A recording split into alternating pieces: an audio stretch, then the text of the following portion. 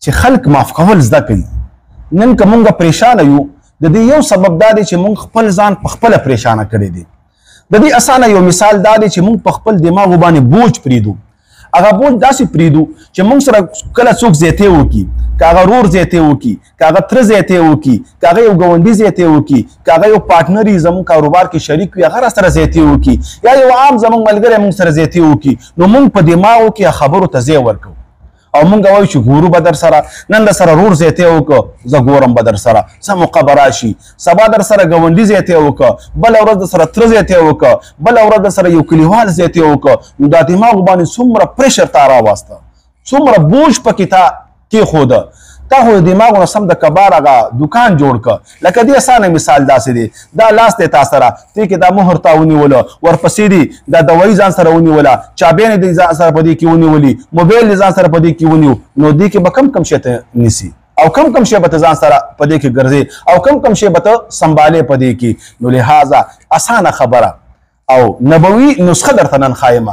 نبي پاک علیه السلام تر به چې کله زیاتې وشو، چا به ورسره ظلم وکړه، د طایف په موقع باندې نبي پاک علیه السلام د هغوی د خیرخواهۍ دپاره ورغی، هغوی ته دعوت ورکاو اسلام طرف ته، هغوی ورته ډېرې بدې ردوې ویلې تر دې چې ماشومان یې ورپسې کړل او هغه اطهر بدن حبیب کردګار محمد مصطفی افضل البشر هغه په کاڼو باندې وویسته، تر دې پورې چې د بدن مبارک نه وینې روانې شوې، پانی د وینو نه ډکې شوې.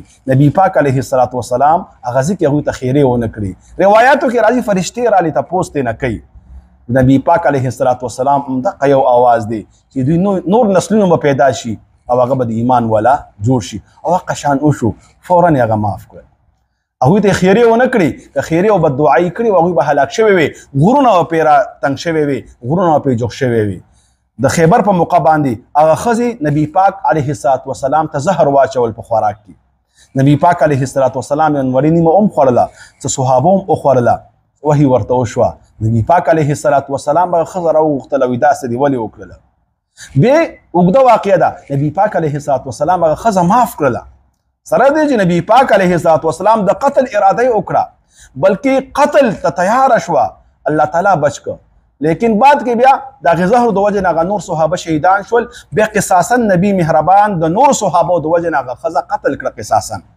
لیکن د خپل ځان د وجې نه چاته هغه څه نه دي ویلي، هغه خلک معاف کړي دي. نو تاسو هم خلک معاف کوئ، چا د سره زیاتې وکړي نو ګنټه هم هغه خبره مه پرېږدئ او خامخا چې وده کېږئ نو ټول بندګان معاف کړئ. په دې باندې الله تعالی ډېر زیات خوشحالېږي، ځکه د الله تعالی په دې بندګانو باندې ډېر مهربانه دی او الله تعالی ډېر رحیم دی په بندګانو باندې.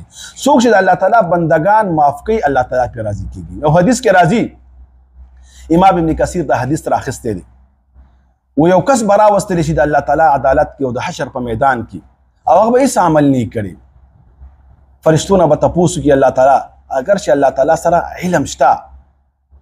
ګوره یو خبره یاد وساتئ، ډېر ځایونو کې الله تعالی تپوس کوي، دې خبرې ته اشاره ده چې قاضي کله فیصله کوي هغه به د خپل علم مطابق نه کوي، بلکې هغه به ګواهان راولي او ګواهانو مطابق به هغه فیصله کوي. لکه مونږ عامه کې دا خبره مشهوره ده، وایي شرع ظاهر ته ګوري. نو الله تعالی په علم کې خوښه چې د څه کړي دي او که نه دي کړي، خو بیا هم تپوس کوي.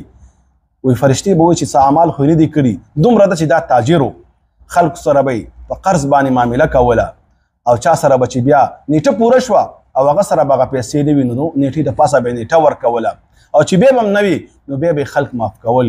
وی رب العالمین به وفرمایي چې ښه د زما بندګان معاف کړي دي نو زما شان سره خو ډېر ښایي چې زه دا معاف کړم. د یو عمل د وجې نه الله تعالی هغه بنده معاف کړو، الله تعالی بانه غواړي زما او ستا د مغفرت دپاره.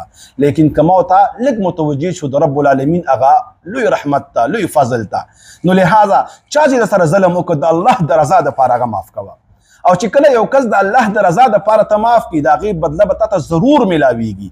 یو خو به دا چې ستا په دماغو باندې بوج نه وي، بل دا ستا په زړه کې به حسد نه وي. هغه مشهور حدیث دی، هغه صحابي باره کې نبي مهربان صلی الله علیه وسلم وفرمیل چې دروازه باندې کوم صحابي راځي دا به جنتي. څو ځل اقه یو صحابي راغی، هغه صحابي ورسره دیره شو 3 شپې، اوږد حدیث دی. بیا هغه تپوس کوي، هغه صحابي وایي زه سحر کوم ماښام کوم چا سره حسد او کینه په زړه کې نه ساتم.